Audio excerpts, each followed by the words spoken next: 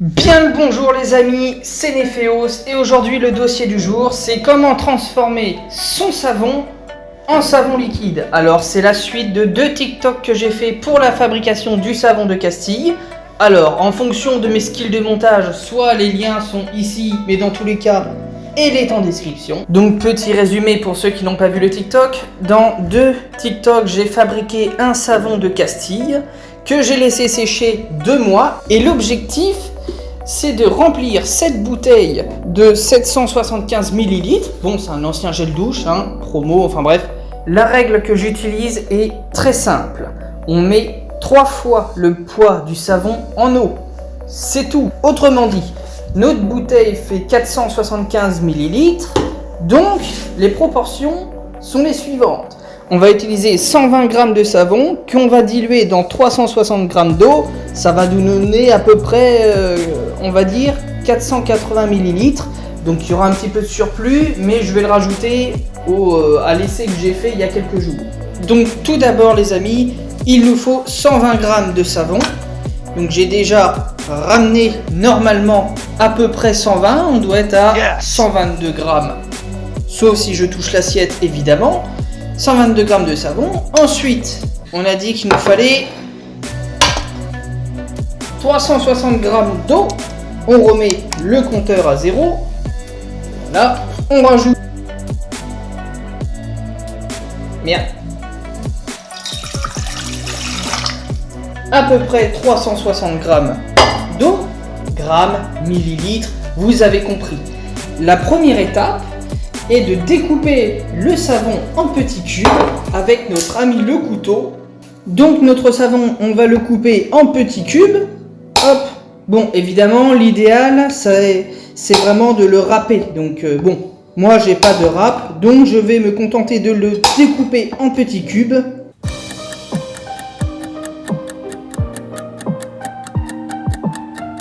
Une fois que notre savon est découpé, nous allons faire chauffer nos 360 g d'eau, enfin de millilitres d'eau, à feu doux, voire feu moyen. En tout cas, il ne faut pas que l'eau boue, il faut juste qu'elle soit chaude pour faciliter la dissolution du savon, mais il ne faut pas que ça boue. Mettons notre casserole d'eau à chauffer pour que l'eau soit chaude, mais qu'elle ne boue pas, c'est important. Une fois qu'elle sera suffisamment chaude, nous verserons notre savon et on va remuer jusqu'à la dissolution totale de notre savon dans la casserole. Alors, l'eau est suffisamment chaude, nous allons verser notre savon à l'intérieur. Plus les bouts sont petits, plus ça va se diluer rapidement. Évidemment, moi comme je suis pas équipé du tout, j'ai mis des gros bouts.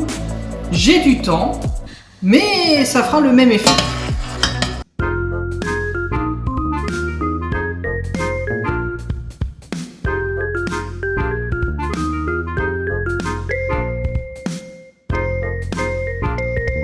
Bon les amis, la plupart des vélages ont été dissous, mais en fait l'heure tourne, ça fait déjà 1 heure et je suis youtubeur, j'ai pas ton temps. Alors on va accélérer le truc.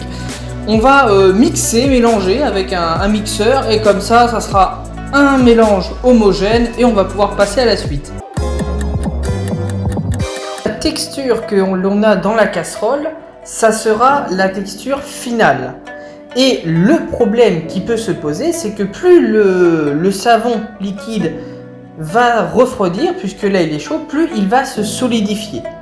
Donc l'astuce, c'est de rajouter de l'eau jusqu'à ce que la texture nous plaît. La texture, je la trouve un peu compacte, donc je vais rajouter un petit peu d'eau. Hop, un petit peu. La texture me paraît pas mal. Voilà, c'est un peu visqueux.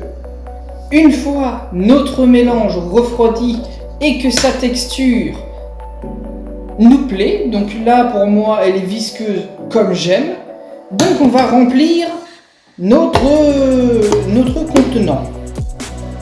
Alors on se débrouille un peu comme on veut. Moi je n'ai pas d'entonnoir, alors je vais utiliser ceci. Hop, essayons de ne pas trop en mettre partout. Et normalement, avec un petit peu d'adresse, nous réussirons directement à... Oulala, oulala, oulala, mauvaise idée. Petite transition Leclerc avec notre ami l'entonnoir.